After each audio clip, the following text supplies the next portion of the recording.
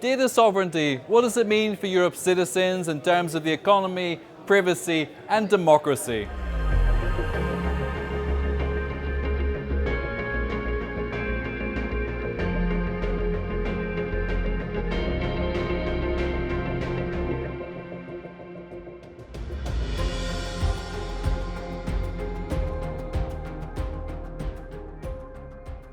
I think when it comes to data sovereignty, there's a whole bunch of, let's say, challenges to start with those, which are that you need to understand what sovereignty means exactly on an individual level, on a business level, how you assess the value of data. If you manage to organize that well, it means, of course, we are sovereign as Europe, and the opportunity to use data in an effective way in order to, for example, start predicting certain medical conditions or to start getting rid of many of the transport issues that we might have in Europe. I think it's a huge opportunity to have more knowledge on data and then create business. But as a representative of the European citizens, I always want to also see as how the data, my data, is used for the good societal purposes. So then business and societal progressivity we need to do, and I want to see data as a possibility for Europeans to create well-being. People already today wants sovereignty, wants that we take back control, as many are saying.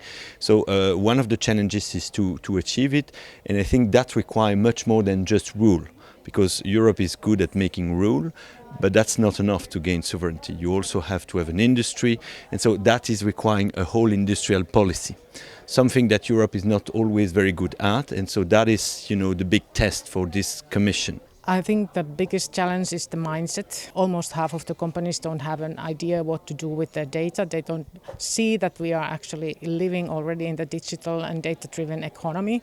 So the data is a potential that is completely neglected.